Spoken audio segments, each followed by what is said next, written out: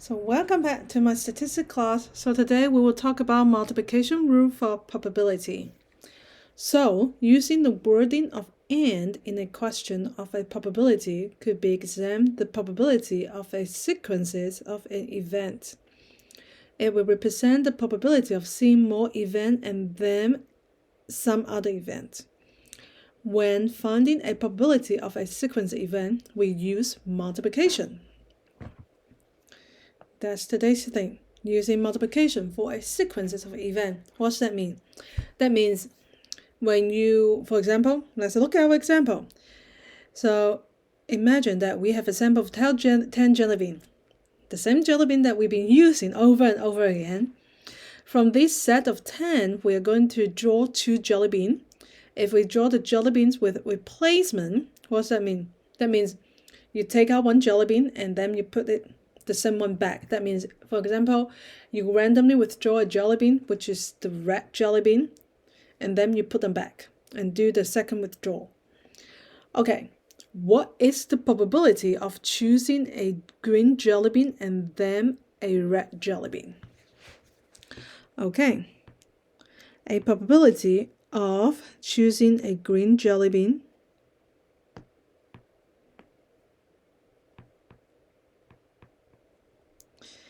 and then 10 red jelly beans. So these are called sequence of events because we have 2 events. The first time we withdraw a green one, the second time we withdraw a red one. So we use multiplication.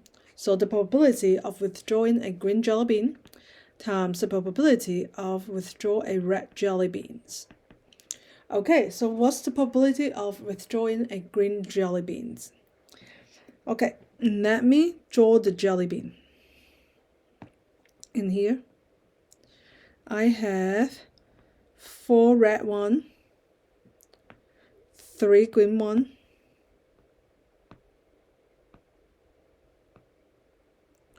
2 purple one, and 1 blue one. Okay, so these are 10 jelly beans. So the probability of drawing a green jelly bean equals to the green one. How many? We have 3 out of 10 jelly beans. So the probability of withdrawing a red jelly bean is, because after we take one out, we put it back, right? So that means the total number of jelly beans doesn't change. So we have 4 jelly beans, and then the total number doesn't change, remain the same, which is 10. So we multiply these two together. We have 3 times 4, 12 over 100. So you can write as 12%. So we have a 12% of chance that withdraw a green jelly bean and then a red jelly bean.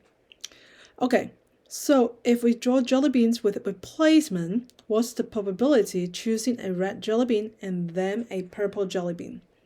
Again, I'll show you later example of without a replacement. What does it look like?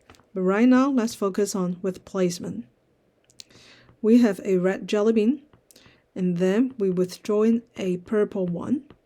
So the probability of withdrawing a red jelly bean times the probability of a purple jelly bean.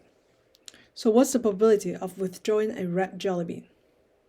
You have 4 red jelly bean out of 10. After we withdraw it, you put it back.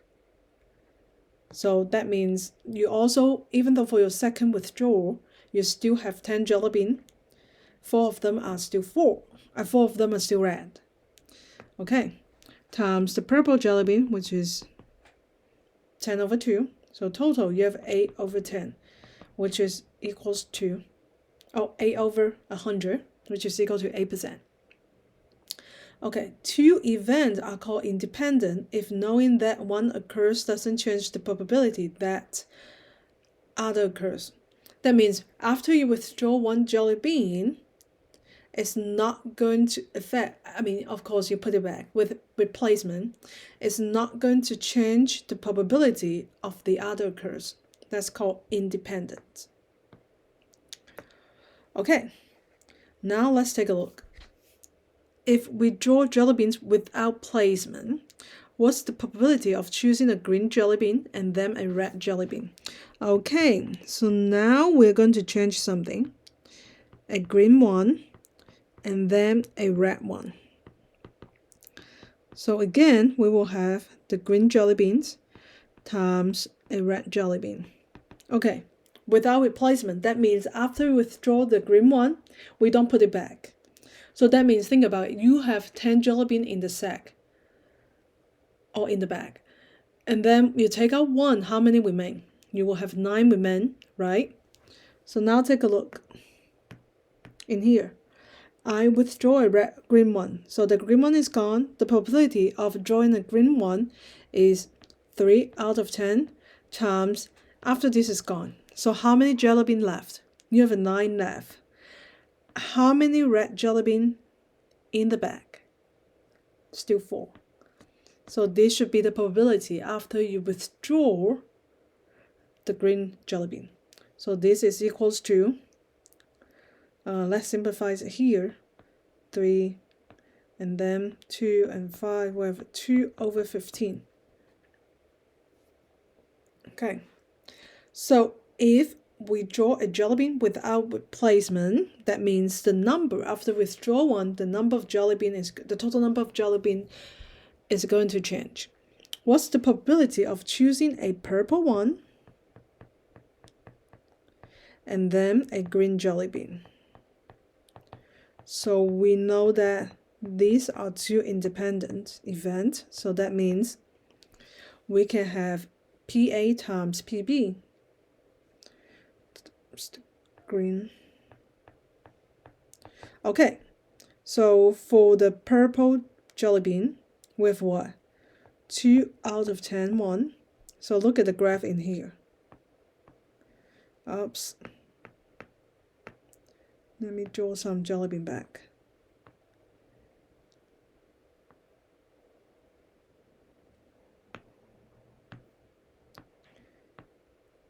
Okay, and then after I took one purple out, how many green left? We still have 3 jelly bean left, but the total number of jelly bean become 9. So this is equals to 6 out of 19, and you simplify, you have 1 over 15. Okay, so there's a 10% condition. Oh, for dependent events, A and B equals to A, PA times PB given A, because your probability already changed. At beginning, your green jelly bean, what's the probability of your green jelly bean? Supposed to be 3 out of 10, right? Because you withdraw one, the total number of jelly bean changed, so that's why it become 3 over 9. But still, you can apply multiplication rule for AND event. Okay, so 10% condition. When we sample less than 10% of population, the probability can be assumed to be independent.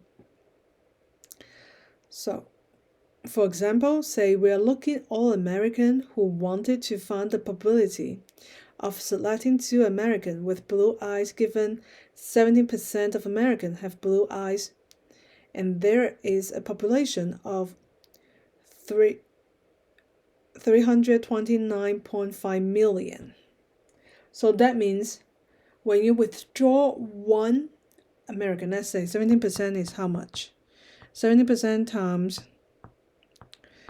39 million equals to, let me use my calculator.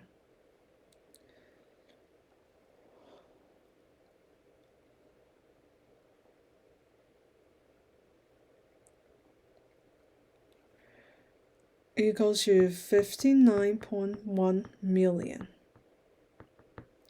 So there are 59 million Americans who has blue eyes.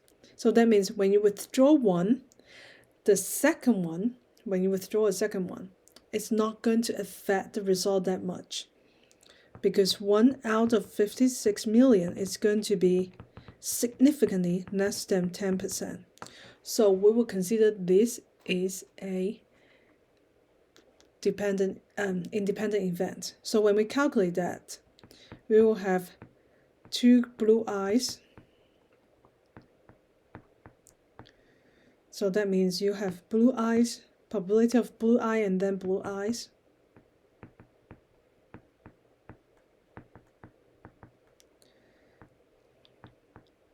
Equals to the blue eyes times the blue eyes. So I have what? 1 times 56 million times 1 over 56 million, because it's less than 10%. So we don't need to calculate something like crazily accurate, like, hey, should be 1 over 56 million times 1 over 56 million minus 1, because that's more accurate. No, we don't need to do that because of the 10% condition. Okay, I'll talk to you more in the next classes.